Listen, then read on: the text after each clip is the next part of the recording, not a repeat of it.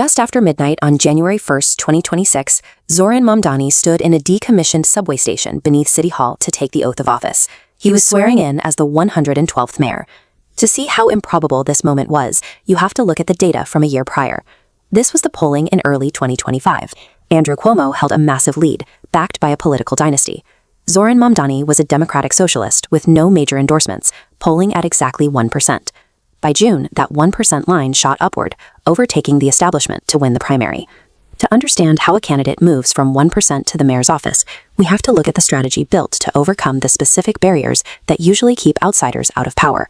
Zohran Mamdani was born in Kampala, Uganda, a unique intersectional background that defined him as an African-born South Asian immigrant. His mother, the filmmaker Mira Nair, raised him in an environment deeply focused on anti-colonialism and the complexities of identity.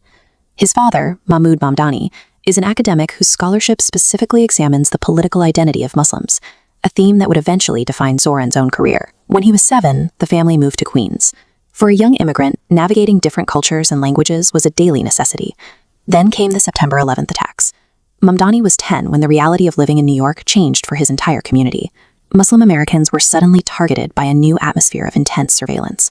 Federal agencies used immigration laws to arrest hundreds of people with Muslim names, effectively disappearing them into jails without releasing identities to their families. Being treated as a suspect in his own neighborhood forced a choice on Mamdani's generation. They could accept permanent invisibility, or they could organize to take the power back. Initially, Mamdani looked for a voice in hip-hop, blending his Ugandan and Desi roots. But he eventually realized that art wasn't enough to protect a community facing systemic pressure. The foundation for his mayoral run was actually laid years earlier with the formation of the Muslim Democratic Club of New York. In the mid-2010s, organizers like Ali Najmi and Qadr El-Yatim ran for city council and state senate. They both lost, but those losses led to incremental gains. By 2021, Shahana Hanif made history as the first Muslim woman elected to the New York City Council. This is what political scientists call institutional knowledge. By losing early races, a marginalized group learns how to canvass, how to build a donor base, and how to create a voter bloc, passing those lessons on to the next candidate. Mamdani used that experience to win a seat in the state assembly in 2020, where he strategically aligned himself with the Democratic Socialist Sub-America. His philosophy was distinct. He used his identity as a vehicle to discuss universal economic pain. We saw this in action when he joined a 15-day hunger strike for taxi drivers. He stood with workers trapped in an exploitative debt system, eventually winning them the relief they needed to survive. During the mayoral race, he reframed the city's crises, arguing that universal childcare, housing, and public transit are Muslim issues because they advance the common good for every working-class New Yorker. This messaging mobilized a massive ground game. An army of 87,000 volunteers began knocking on doors across all 5 boroughs. By merging unapologetic identity with universal class solidarity, Mamdani built a coalition that could bypass the establishment's financial advantage. In the 2025 primary, that coalition completely overwhelmed the traditional political machine. He took office with an affordability platform centered on free city buses, sweeping rent freezes, and city-run grocery stores. The victory transformed the Muslim and South Asian communities into a permanent voting bloc that can now swing citywide elections. It shifted the standard of what a city executive looks like, and more importantly, whose interests they are expected to serve. Governance has brought its own challenges.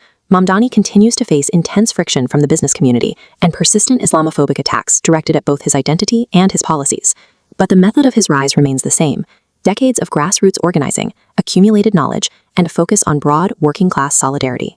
The trajectory from a surveilled youth in Queens to the mayor of New York City shows a new precedent, one where systemic political power becomes the most effective. Mamdani's term serves as a case study for American democracy. It tests how resilient the city's institutions are when a leader from a community that has faced decades of surveillance and suspicion is suddenly given the authority to govern. This friction reached a crisis point in March 2026. A crowd of anti-Islam protesters gathered outside Gracie Mansion, the mayor's official residence on the Upper East Side. The protest escalated when a homemade explosive device was thrown toward the grounds. Federal authorities eventually arrested and charged 2 individuals with terrorism offenses related to the attack. Mamdani condemned the violence, but he did not use the event to restrict dissent. Instead, he explicitly stated that the right to peaceful protest belongs even to those who were there to oppose his presence in the mansion. This response aligned with a specific tradition within Islamic ethics, the obligation to answer hostility with principled dignity. By prioritizing universal rights over personal safety, he maintained his commitment to a secular democratic standard. For decades, candidates from marginalized backgrounds were often advised to minimize their differences. The traditional strategy emphasized assimilation, encouraging politicians to soften their cultural and religious identities to appeal to a broader electorate. Mamdani rejected that approach. He campaigned as he was, an immigrant born in Uganda, a democratic socialist, and a visibly practicing Muslim who refused to alter his faith or his identity for political convenience. This stance caused significant internal debate.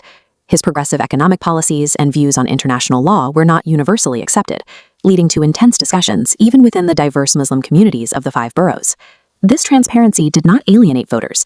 Instead, it mobilized a cross-cultural coalition that had previously felt ignored by the city's political center, proving that a candidate can win without conforming to the establishment's expectations.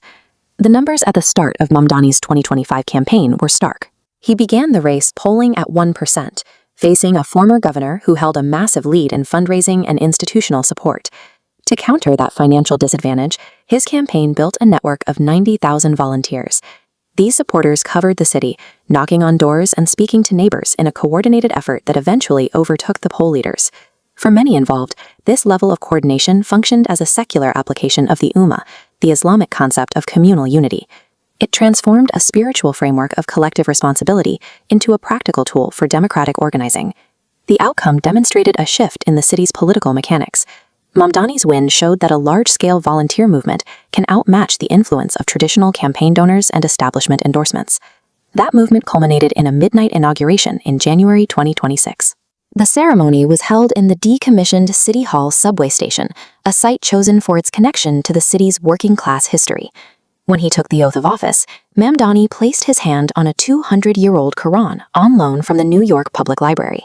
This sacred text originally belonged to Arturo Schomburg, a Black Puerto Rican scholar whose personal archives became the foundation for the study of Black culture in America. That image captures the complexity of the city. An African-born Muslim taking power in a historic New York subway station, using a text preserved by a Black Latino scholar, represents a unique intersection of the American experience. Today, the country presents 2 opposing realities. In one, there are political movements to restrict the civil rights of Muslim organizations. In the other, tens of thousands of New Yorkers have worked to place a Muslim leader in the city's highest office. This tension is reflected in the Quranic Surah Al-Inshirah, which states that with hardship comes ease. The theology suggests that these forces are simultaneous, occurring at the same moment in time.